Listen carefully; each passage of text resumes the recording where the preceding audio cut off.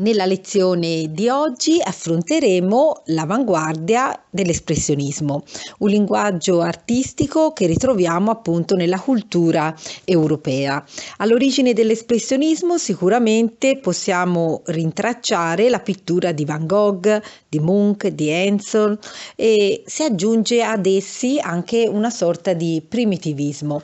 Ma veniamo subito a fare una classificazione di tre correnti espressionistiche. Uno è l'espressionismo francese con i fauve chiamati anche belve. Loro usano il colore in maniera accesa e naturale, e il colore però diventa anche un veicolo di leggerezza, di gioia del vivere. Usano spesso linee di contorno per esaltare le forme e per esaltare i toni, e le forme comunque ricordatevi che sono sempre bidimensionali con questa linea di contorno. Vedremo tra i più grandi artisti appunto legati all'espressionismo francese abbiamo proprio Matisse. L'espressionismo francese si sviluppa intorno al 1905 e poi abbiamo altri artisti che cercano di interpretare comunque la realtà attraverso le proprie emozioni.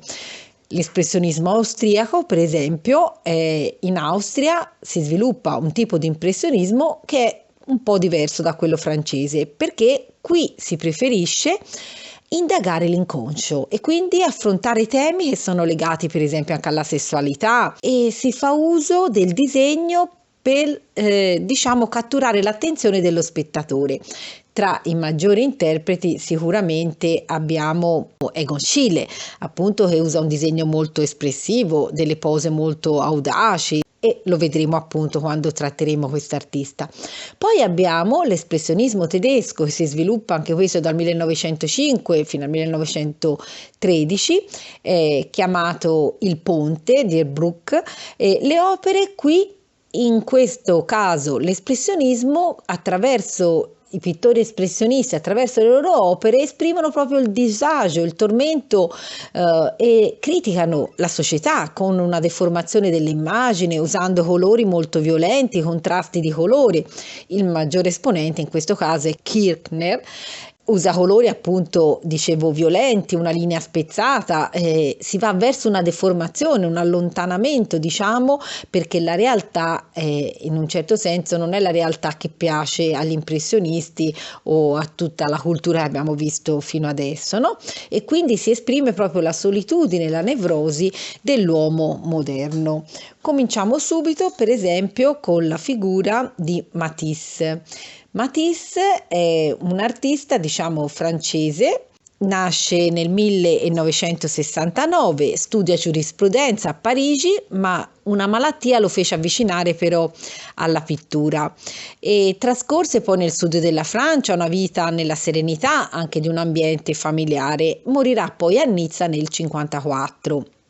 Il suo uso del colore è acceso e naturale, abbiamo detto, esprime gioia, voglia di vivere in questa semplificazione delle forme, con colori intensi e senza sfumature, ma stesi in larghe campiture. Una descrizione comunque interiore della realtà, ricca di gioia, di semplicità, un'interpretazione della realtà, potrei dire, che viene espressa attraverso il colore, che diventa veicolo di emozioni. Quali sono per esempio le sue opere principali? Possiamo vedere per esempio il ritratto con la riga verde, no? Nel quale Matisse raffigura la moglie, Amélie, con pochi tratti, addirittura usa delle chiazze di colore che sono saturo, accosta per esempio i complementari, possiamo vedere il verde e il rosso, no? E servono per esaltare la brillantezza anche del colore, usando poi una riga che divide, come potete vedere, la metà del volto in una zona che è più di luce, in una zona che è più di ombra. Ma sicuramente l'opera che è conosciuta da tutti è La Danza. La Danza è un'opera che esprime proprio questa vitalità del vivere che si diceva. E quindi che cosa vediamo? Vediamo delle figure umane che danzano intorno, fanno un giro tondo sopra un prato. Lo stile dei fauve è evidente nell'uso di questi colori accesi, queste forme semplificate, e questa gioia di vivere che qui appunto anche emerge, no? Da queste forme, dall'uso violente del colore che è sempre innaturale.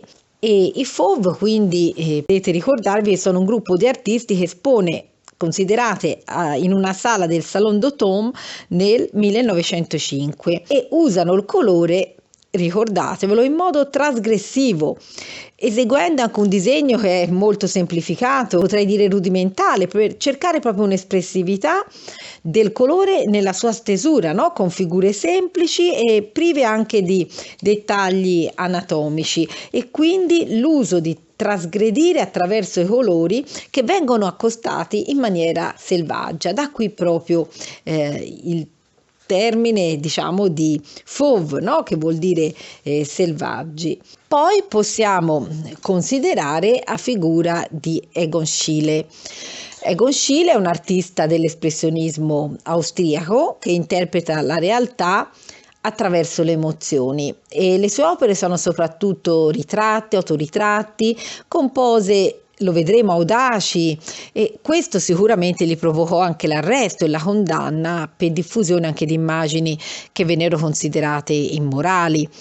Riguardo la sua vita, potete ricordarvi che nacque nel 1890 in Austria, frequentò l'Accademia di Belle Arti di Vienna e perse il padre giovane. Questa è un'esperienza che lo segnerà tutta la sua esistenza. Ebbe difficoltà anche economiche, una vita sicuramente non facile, e morì di febbre spagnola nel 1918, quindi a soli 28 anni, dopo la morte della moglie Edith, incinta di soli 6 mesi. Il suo disegno è così espressivo che svela lo stato d'animo angosciato e inquieto dell'artista. Queste pose che abbiamo detto audaci, e per lui il nudo rappresenta l'inconscio e non è più il bello ideale che abbiamo visto in tutta l'arte del Rinascimento, del neoclassicismo, ma anche tutta la sua pittura diventa un conflitto tra la vita e la morte.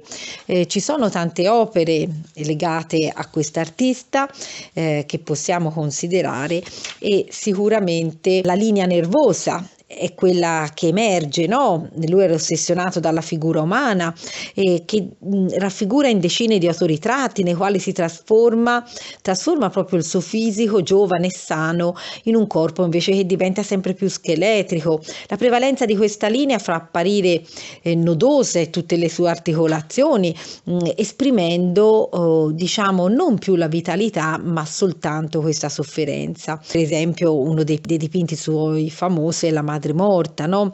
Dove mostra l'estremo abbraccio di una madre che già cadaverica, lo vedete, tiene il suo piccolo, diciamo ce l'ha in grembo e ancora non è nato. Guardate la mano ossuta della donna che comunque cerca di proteggere questo bambino, no? Nel suo ventre materno, ma più che altro, più che un luogo di crescita e di vita, diventa il sudario nero che avvolge appunto entrambi, sia la mamma che il bambino. O anche bellissimo i 4 alberi, in cui si vedono questi alberi in un tramonto in cui si notano proprio si nota il paesaggio, no? Che negli alberi possiamo notare nella natura questa linea tormentata, questi colori lucubri, e l'espressionismo è proprio questo, no? Riversare sulla realtà la malinconia, tutto il dolore della visione, della propria visione interiore. Considerate che Egon Schiele è allievo di Klimt, e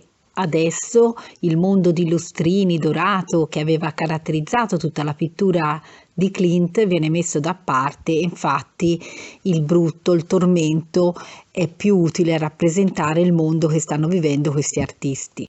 Arriviamo poi all'espressionismo, per esempio in Germania.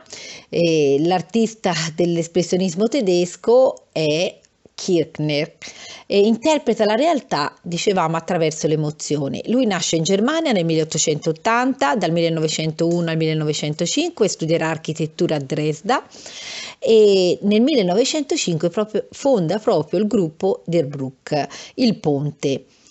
Dal 1911 visse a Berlino, poi vivrà a Monaco, un periodo fu questo di grande produzione artistica, poi con lo scoppio della Prima Guerra Mondiale si arruolò, ma nel 1915 fu colpito da un esaurimento talmente nervoso che influenzò poi tutto il suo stile e tutte le sue opere successive.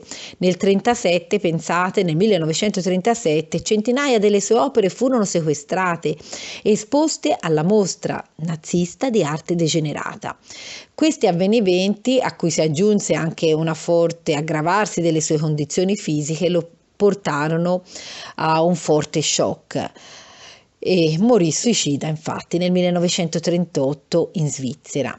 Le sue tematiche quali sono? Le opere esprimono, abbiamo detto, questo disagio, no? Il tormento degli artisti e la loro critica a una società con una deformazione dell'immagine, colori violenti, contrasti, linee spezzate, solitudine e nevrosi dell'uomo moderno. E quali sono appunto i suoi capolavori? Sicuramente notiamo delle forme spigolose, irrigidite nelle figure. Nel dipingere per esempio Marcella, una giovanissima ragazza di Dresda, non mostra assolutamente la bellezza di un corpo adolescente, ma ci mostra una figura piatta, con un volto che sembra quasi uno spettro e è circondata tra l'altro anche da colori che sono acidi e tra loro complementari. Guardate il cuscino dove è seduta blu e l'arancio subito dietro, no? E pensate per esempio, possiamo fare anche un confronto, no? Tra impressione e espressione per capire modi contrapposti di rappresentare la realtà. Guardate per esempio Degas, no? Con le sue ballerine e vi renderete conto che esprimono, pur rappresentando ballerine che si esibiscono, uno stile completamente diverso, no? E i due quadri ci portano a sensazioni completamente opposte, no? Guardate le ballerine di Degas che fanno l'inchino, guardate le ballerine, le 6 ballerine di Kirchner che invece ci danno una sensazione completamente differente. E nel 1905 appunto 4 studenti di architettura fondano a Dresda questo movimento chiamato il Ponte. Loro vogliono rinnovare il linguaggio artistico, partono dalle opere degli artisti post-impressionisti, come abbiamo visto, dalle sperimentazioni dei Fauve, per dare sfogo invece alle emozioni. Una visione, la loro, antinaturalistica, è una visione anche di forte impatto. Le deformazioni, per esempio, si ispirano anche, scoprendo la forza primitiva dell'arte extraeuropea, alle deformazioni della scultura negra, no? L'atelier di Kirchner diviene il luogo d'incontro di questo gruppo Il Ponte e qui vengono fatte mostre, fanno attività di propaganda, critica, cercano essenzialmente di criticare quelli che sono i valori della società borghese, della cultura borghese. E quando si trasferiscono a Berlino è nel 1911 e in seguito a tensioni, diciamo, con gli artisti, il gruppo si sciolse nel 1913. Ebbe grande importanza per loro anche l'incisione, perché recuperarono questa tecnica, ma anche in particolare la xilografia, che consente un segno molto marcato, spigoloso, semplificato e sicuramente Kirchner farà sperimentazioni continue. Quindi quest'uso spigoloso del segno, i contrasti cromatici li ritroviamo in tutte le sue opere. Ecco, per capire l'espressionismo, vi volevo far vedere anche quest'opera legata appunto alle 5 donne nella strada. Vedete che qui c'è uno spazio compresso, è costruito lo spazio attraverso pennellate che mostrano figure piatte, annullata la profondità, annullata la prospettiva e l'ambiente dietro è confuso, non si capisce neppure dove sono, no? È inconsistente. Ci sono queste pennellate veloci, i corpi sono deformati, non risultano rispettate le proporzioni, no? Sono proprio stravolti. La loro sinteticità e i loro volumi, diciamo, ce li fanno sembrare come delle maschere africane, no? C'è questo senso poi nelle scene di Kirchner, una incomunicabilità, c'è un'incomunicabilità delle persone che diventano come dei manichini e delle semplici maschere, con questi colori violenti e questa scena che è comunque irreale. Altri artisti, per esempio nell'espressionismo austriaco abbiamo anche Oskar Kokoschka, è un artista definito scandaloso, è un artista che cerca di provocare, lui cerca di scioccare il suo pubblico e considerate per esempio che le pennellate dense, le vibrazioni di colore che lui mette, vi voglio far vedere per esempio un'opera importante di Kokoschka che è La sposa nel vento. Tra il 1912 e il 1914 vive una relazione con Alma Mahler, è una vedova di un musicista. La loro passione ispirerà molte opere appunto di quest'artista, come appunto questa sposa nel vento. Il dipinto celebra l'incontro tra questi due amanti durante la notte. Guardate le pennellate dense, il colore com'è vibrante e si percepisce proprio l'emotività, no, dei due amanti.